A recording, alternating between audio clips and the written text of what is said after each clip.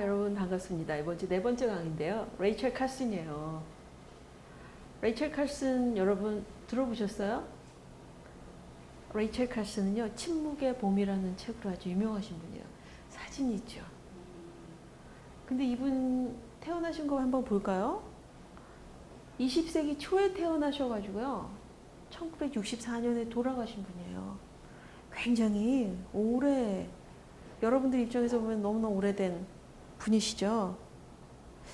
글쎄, 최근에 환경 이슈가 이렇게 많고 최근 학자가 많은데 굳이 레이첼 칼슨을 이야기할까 그랬지만요, 사실은 지금 이분은요, 과거의 분이라고 말할 수가 없어요. 왜냐하면 여전히 레이첼 칼슨 재단은 대단히 많은 일을 하고 있고요. 아직도 레이첼 칼슨을 비판하기 위해서 기업들이 사이트를 만들어서 레이첼 칼슨의 주장을 비판하고 있어요. 저는 오늘 여러분들한테 레이첼 칼슨하고 부제목을 정했는데요. 그 부제목이 경이감과 아름다움의 회복이에요. 한번 볼까요? 좋은 질문을 가지고 있으면 답이 나옵니다. 여러분 질문을 가지고 있으면 그래서 여러분들 항상 무슨 작업을 할 때 질문을 할 수 있으면 그 다음에 질문하는 데 집중이 되고요.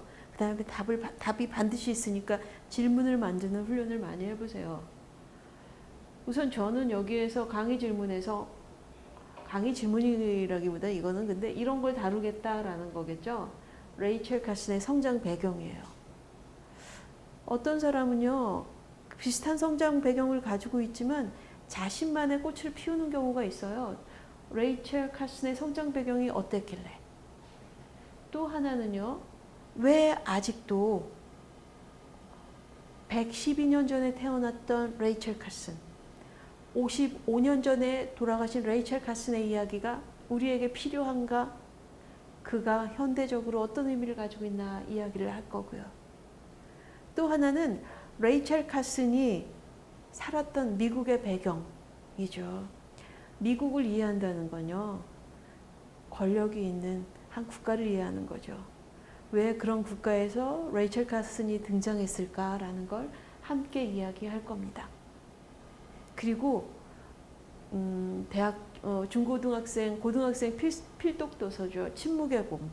제목은 아주 나긋나긋한데 절대 내용이 나긋나긋하지 않은 이 침묵의 봄이라는 이 책이 왜 의미가 있는지라는 이야기를 할 겁니다. 자, 한번 볼까요? 성장 배경이에요. 저는 이런 성장 배경에 대해서 어떻게 자료를 얻냐면요, 유튜브나 혹은 인터뷰 자료들을, 신문이나 자료들을 찾거든요. 근데 공통적으로 보면요, 레이첼 칼슨에 대한 묘사 중에서 펜실베니아 스프링데일에서 태어난 곳이죠. 여기서 64에이커의 농장에서 성장했다는 말이 꼭 나오더라고요. 그래서 제가 64에이커가 뭔가 했더니 78,000평이에요. 여러분 몇 평에서 사세요? 24평, 뭐 평범하게 17평, 혹자는 뭐 30평 넘게 이렇게 사는 분도 있지만 쪽방은 0.9평이라 그러죠. 근데 레이첼 칼슨이 이렇게 큰 농장에서 살았다는 이야기는 부자였다는 이야기를 했다기보다 농장인 거예요. 미국이라는 큰 땅에서 농장이라는 곳에, 농장에서 마음껏 자연을 누리면서 살았다는 거죠. 그리고 레이첼 칼슨의 묘사를 보면요, 집에 사과나무, 배나무, 그 다음에 말, 닭, 양, 그러면서 동물들하고 함께 살았다는 이야기들을 뚜둥이 해요. 동물들하고 함께 살면서 동물들을 잡아먹기만 했을까요? 동물들과 교감하는 것들을 늘 훈련하고 자연과 교감하는 걸 배웠대요. 그뿐만 아니라 레이첼 칼슨은요, 그런 회고를 해요. 엄마가 선생님이었대요. 그런데 레이첼 칼슨 엄마가 항상 레이첼 그리고 손을 잡고서 동물 이름, 식물 이름을 어려서부터 가르쳐주고 알려줘서 레이첼 칼슨이 자기의 그 넓은 농장 혹은 그 주변의 시골에 있는 동물과 식물 이름을 너무 잘 알았대요. 그리고요, 레이첼 카슨 소개를 할 적에 흥미로운 게 이 사람이 어렸을 때 어떤 책을 읽었나 얘기를 하더라고요.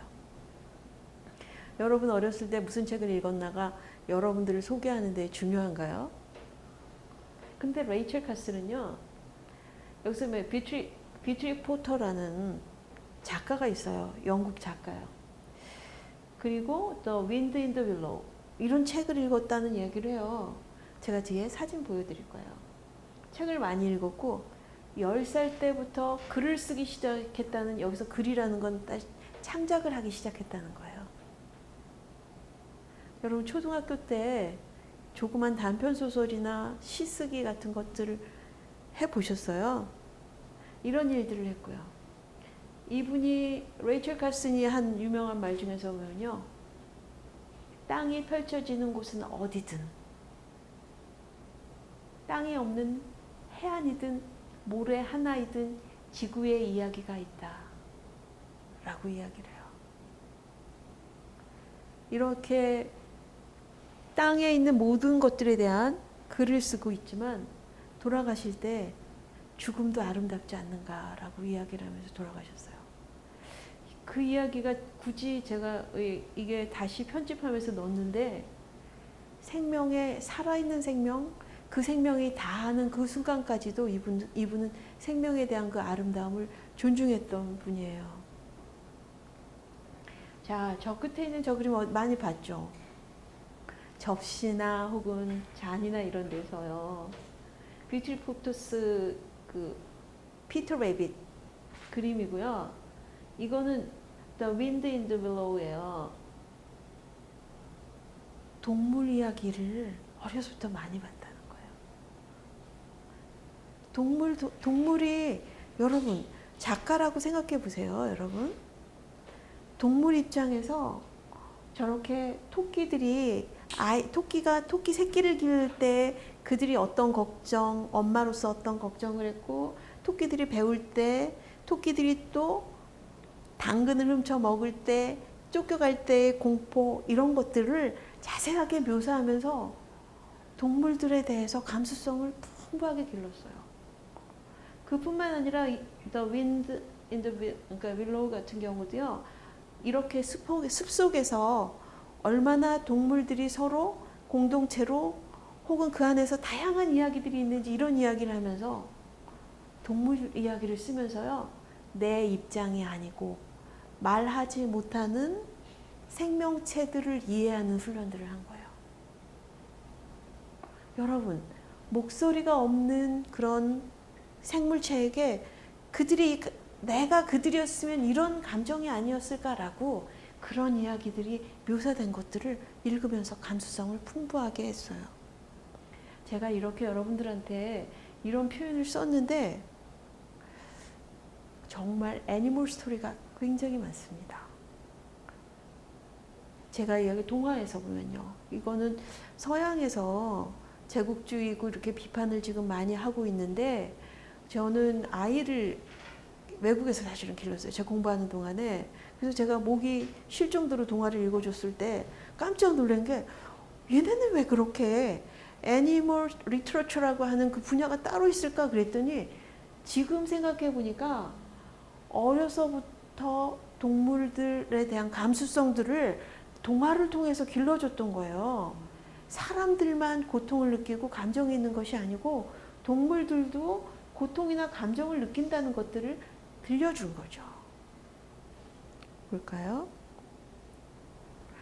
레이첼 카슨이요, 그런데 늘 자기 자랑만 한 게 아니고 자기 이야기를 할 적에 어떻게든지 시를 쓰려고 하면요, 글을 10살부터 썼다 그랬는데 시를 보내면 거절당하기도 했다라고 하면서 자기 자신에 대해서 솔직하게 이야기를 해요. 그리고 레이첼 카슨에 대한 묘사를 보면 남자에 관심이 없었다는 표현을 쓰거든요. 근데 이걸 보면서 제가 흥미로운 게, 여러분 뉴턴도 사실은 72세까지 혼자 독신으로 살았어요. 여성에게 관심이 없었어요. 공부에 미친 사람이었어요. 근데 뉴턴에 대해서 별로 그런 표현을 안 썼네요. 근데 꼭 그러니까 여성이 남성에게 관심이 없었다 이런 걸 썼더라고요. 그리고 흥미롭게도 생물학 교수인 메리 스코트 스키너라는 그 생물학 교수. 그 당시에 여성이 대학의 교수가 되는 건 어려운 일이었거든요. 교육이라는 공간, 특히 대학이라는 공간은 오랫동안 아주 보수적이어서. 그런데 그분이 생물학 교수인 그분 때문에 영문학을 전공하러 갔다가 과를 바꾸는 일을 했습니다. 그리고 아니나 다를까 거기서 동물학 석사를 하고 박사까지도 시작을 했어요. 이 선생님이 대학에서 수석으로 졸업했다는 얘기도 덤으로 살짝 정말 공부를 좋아했고 열심히 하셨던 분이에요. 박사를 시작했는데요.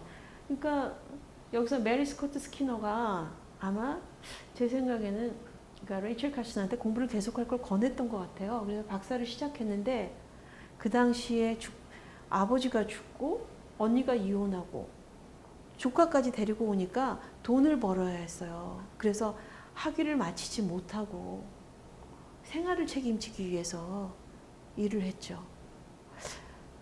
가족에 대해서 책임지는 걸 보니까 근데 이분은 항상 누군가를 돌보는 것에 대해서 거부하거나 거절하지 않고 자기가 감당해야 된다고 하고 책임을 지셨던 것 같아요.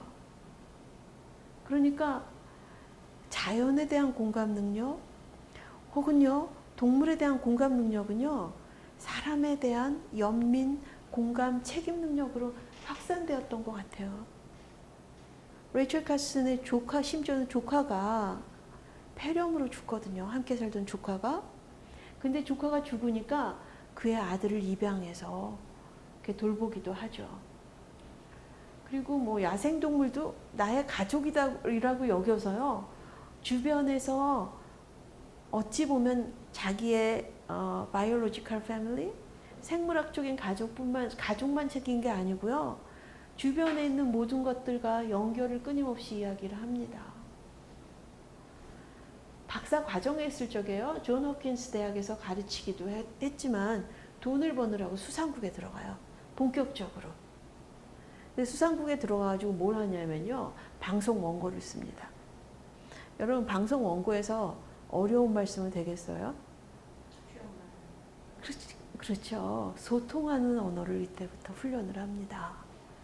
문학적으로 탁월한 사람이었으니까 아름답고 쉬운 언어 쓰는 걸 할 수 있었고요.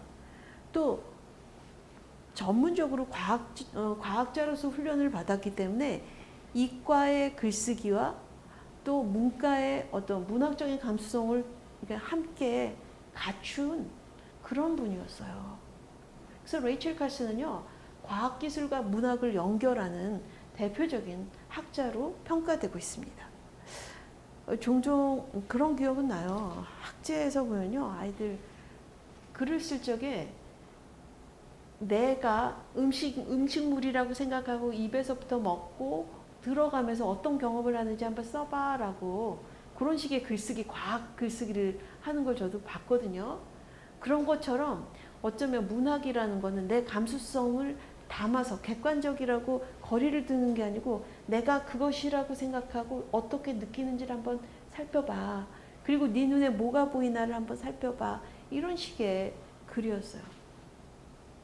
훈련을 하더라고요. 교육에서 보면니까 과학교육에서. 14년 동안 어류와 야생동물 서비스청에서 일하면서 글을 쓰고요. 1950년대에 식량 체인에 관한 연구를 하죠. 근데 이분이 지금 제가 수상국에서 들어가서 식량 체인, 예를 들면 새로 발견된 물고기가 있는데 이것들이 어떻게 사람들에게 잘 먹을 수 있을까, 식품으로 만들 수 있을까 이런 글을 쓰는 거예요. 얼마나 요리책이 비슷하게 쓰니까 지루했겠어요. 근데 레이첼 카슨이 글을 쓸 적에 그 글을 보고 상사가 아유 이거 브로셔로 남기기 너무 아깝다라는 표현을 썼대요. 글이 너무나 아름답고 미려해서. 그런 글은 어떤 글일까요?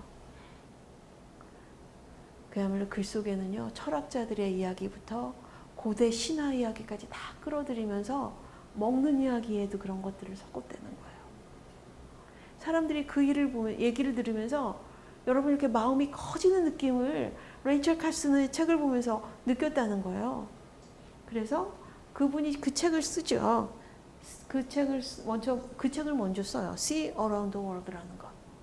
그리고 한 10년 뒤에, 한 10년 뒤에 침묵의 봄을 저술하죠. 침묵의 봄을 저술하고 2년 후에 돌아가십니다. 자, 이게 전반적으로 지금 이야기인데, 저는 여러분들한테 레이첼 카슨이 무엇에 도전했고, 또 레이첼 카슨이 어떤 영향을 끼쳤고, 그분에 대해서 우리가 무엇을 가져올까에 대해서 여러분들과 나눌 겁니다, 오늘. 자, 시대적인 배경을 한번 보죠. 레이첼 카슨이 한참 일을 할 때죠. 1950년대예요. 여러분, 1950년대 우리나라는 힘들게 살 때였죠. 근데 전 세계적으로 전쟁 이후에 힘들지만 전 세계적으로 부자가 된 나라가 있어요. 2차 세계대전 이후에 최강국으로 등장한 나라. 미국이었어요. 미국은요, 그 당시에 미국을 대표하는 3가지 특성이 있었어요. 여기서 미국 그러면 제일 첫 번째 특성 중에 하나가, 여러분이 그림에서 보면요, 이 위에 게 무슨 그림인지 아시겠어요? 텔레비전이에요. 텔레비전은 광고뿐만 아니라 부유의 상징이었어요. 그 아래가 코카콜라. 그리고 그 넓은 땅에서 자가용을 끌고 다닐 수 있었어요. 미국은 50년대에 이제 우리는 잘 살게 됐다고 하는 지상의 천국을 꿈꾸는 곳이었어요. 그리고 미국의 또 다른 특징, 그 당시에, 그렇죠, 핵폭탄. 핵폭탄은요, 일본에게는 비극이었지만 이제 이 모든 어느 국가든 이제 미국이 다스리는 그 세계로 간다는 선언일 수도 있었어요. 이제 우리가 제일 강하다, 우리가 제일 세다, 이걸 선언한 경우였죠. 미국은요, 승리에 도취되어 있었고요. 과학기술이 너무나 발전된 국가였어요. 세 번째, 미국의 특성 중에 하나가 바로 DDT였어요. DDT가 왜 그 당시에 중요했었냐면요. DDT는 여러분 이 혹은 모기 이런 문제들이 DDT가 다 해결해 줄 수 있을 거라고 생각해서 이제는 위생적인 국가에서 살 수 있을 거라고 사람들은 믿었어요. 이제 미국은 세계의 지상의 낙원으로 등장했죠. 바로 그때 등장한 사람이 레이첼 카슨이에요. 레이첼 카슨의 사진입니다, 여러분. 나이 들어서 있는 건데요. 그때 레이첼 카슨이 제일 처음에 쓴 게 우리를 둘러싼 바다, The Sea Around Us라는 책을 먼저 썼거든요. 침묵의 봄을 그 당시에 쓴 거는 아니었어요, 초기에. 40대 초반에 이 책을 썼어요. 아까 수상국에서 일했고요. 그러니까 바다에 대해서 항상 관심이 많았거든요. 그러니까 The Sea Around Us에 대한 글을 썼을 때 사람들이 열광했어요. 바다에 대해서 관심을 갖게 된 이유는요. 아까 생물학을 처음에 하고 그 다음에 동물학을 했다 그랬잖아요. 그러니까 바다에 가서 세상에 이런 곳이 있다냐고 깜짝 놀랐다는 거예요. 여러분은 낯선 곳, 새로운 것을 보면 어떤 느낌이 있어요? 혹시 두렵진 않으세요? 보통 사람들은요, 낯선 걸 보면 두려워하기도 하고 그런 것들을 경험하는 걸 꺼려하기도 해요. 그런데 이분이 늘 농장에서 자연을 가까이 했던 분이 또 다른 위대한 자연을 보고 깜짝 놀란 거예요. 제가 영어로 썼으니까 여러분 당황하셨죠? 제가 거칠게 번역을 했어요. 그때 바다를 노래한 시인이었다고 스스로 표현했고요. Under the Sea Wind라는 거죠. 바다 정책을, 그러니까 이분이 그 당시 제일 처음에 관심했던 건 DDT가 아니었고 바다였어요.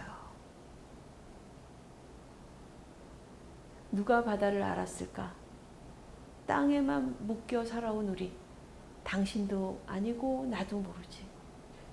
해초 아래 숨은 개들, 그 위로 이는 물결과 파도, 물고기가 헤엄치는 해양이 길고 천천히 가슴을 여는 곳, 돌고래의 숨쉬러 파도를 가르며 올라오는 곳. 과학자가 이런 글을 쓴 거예요. 그랬을 때 사람들이 이거를 보고 막 환호를 했죠. 이분이 뭘 좋아했냐면요. 학교에서 학습 여행 같은 걸 가잖아요. 그러면 깜깜한 어둠 속에 전등 하나를 보고요. 바다에다가 이렇게 비춰보는 거예요.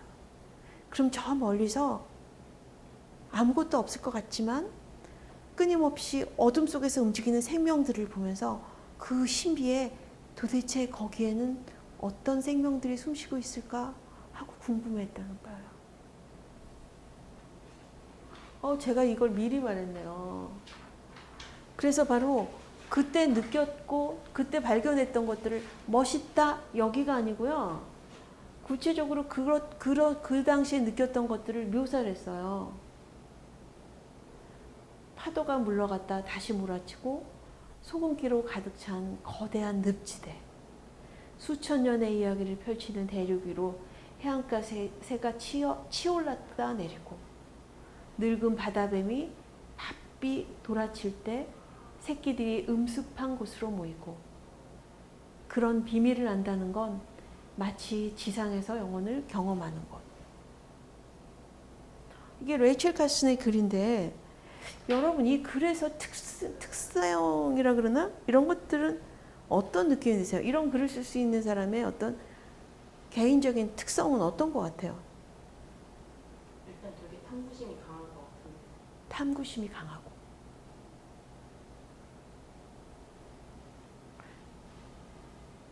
움직일 적에 바다뱀, 새끼들 구체적으로요 굉장히 관찰을 잘하는 사람이고요. 여러분 무엇인가를 자세히 보고 싶어하는 사람의 호기심이 그리고 그 호기심에 대해서 따뜻한 호기심에 대한 공포가 없었어요. 그리고 레이첼 카슨의 글을 보면요 과학자들의 특성인 디테일이 있었어요. 대충 훌떡 넘어가는 게 아니고요. 여기서 보면은 제가 이 글을 보고서 굉장히 많이 사전을 얼마나 많이 뒤졌어야 되는지 몰라요. 종잡을 수 없는 연체동물, 아가미, 튜브 물고기, 고슴도치, 플랑크톤, 놀래기, 소금물에 젖기, 흔들리는 바위, 고착된 것, 수목 같은 심해의 척추의 장식 단추가 매달린 방사충, 그러니까 인광성. 랍스터는 날렵한 예민함으로 영원할 듯한 어스름한 그림자 사이로 길을 찾는다. 이런 식으로 정말 생소하고 낯선 전문 언어 같은 것들을 문학적인 어떤 감수성으로 이런 글을 접목을 시킨 거예요. 그러니까 사람들은요 그냥 시커먼 바다라고 생각했는데 그 안에 구체적으로 살아있는 것들, 구체적으로 신비한 새로운 세계가 있다는 걸 알게 된 거죠. 레이첼 카슨의 책을 통해서 사람들은요 바닷속의 세계에 대해서 궁금해하기 시작했고 그 세계를 다시 보고 싶어 했어요. 여러분들은 저와 같이 공부하면서 새로운 언어들을 보게 되면서 아마 제 바람은요 여기서 배운 언어는 아마 여러분들한테 호기심을 주지 않을까라는 생각이 들어요. 그리고 그 책이 나왔을 때 8주 동안 베스트셀러였고요. 엄청나게 책이 많이 팔렸던 거죠. 너무나 유명해져서요. 레이첼 카슨은 이제 더 이상 직업을 가질 필요가 없었어요. 전문 작가로 돌아섭니다. 그리고 자기가 해안가에 별장 같은 것들을 짓고요. 그리고 한 10년 정도 지나고 나서 침묵의 봄을 쓰게 되죠. 이렇게 섬세하고 정확한 글을 쓰지 않았다면 이미 그런 연습을 하지 않았다면 그러니까 그런 과정이 없었다면 침묵의 봄은 등장하지 않았을 거다 이야기를 합니다. 여기서 보면요. 지속적으로 레이첼 카슨이 주장하는 그 바가 이거예요. 자기 주변에 사람들뿐만 아니라 동물들까지도 자기의 한 가족이라고 여겼고 낯선 바다를 만났을 적에도 바다하고도 그 안에 자기의 어떤 공감 능력과 자기의 삶하고 연결을 했잖아요. 그게 기본적으로 이분한테는요. 인간은 자연의 일부이지 만약 그가 자연에 대해서 싸움을 하게 된다면 그건 틀림없이 자기 자신과 싸우는 것이다라고 주장할 정도로 자연과 대립하지 않고 자연과 함께 가기를 원했습니다. 여기서 보면요. In nature, 자연에는요. 절대 혼자 존재하는 것은 없다라고 이야기를 하면서 끊임없이 자연에 대한 이야기를 합니다. 자, 레이첼 카슨이 대표적으로 한 작업들이 바로 DDT에 대해서 이야기를 한 겁니다. 여러분 DDT는요. 뭐냐면요. 아까 제가 표현했던 것처럼 모기 잡는 거, 이 잡는 거, 또 모기 때문에 나타나는 대표적인 병이 말라리아잖아요. 심지어는 전쟁에서 무기로 죽는 거, 총상으로 죽는 것보다 말라리아로 죽는 사람들이 더 많았다 그랬거든요. 그러니까 DDT를 발명한 사람이 처음에 DDT를 발명하기 시작하니까 여러분 저 끝에 보세요. 무슨 그림인지 아시겠어요? 저건요 미국의 숲이에요. 숲 위에 벌레가 생긴다고 하니까 비행기로 저렇게까지 쫙 뿌리고 나간 거예요. 나무 한 그루에 예를 들면 1kg에서 2kg가량의 DDT가 뿌려졌다고 그래요. 믿을 수가 없죠. 근데 여러분 지금 이 장면은 무슨 장면입니까? 수영장인 것 같은데. 수영장이에요. 수영장인데 아이들이 놀고 있는데 DDT를 뿌리는 거예요. 뭐라고 생각했냐면 DDT는 사람의 몸에 해롭지 않다라고 본 거예요. 여러분 이 장면은 뭐 같아요?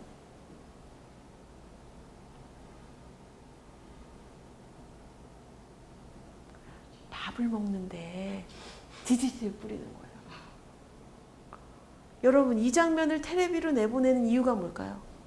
DDT는 해롭지 않습니다. 해롭지 않습니다입니다.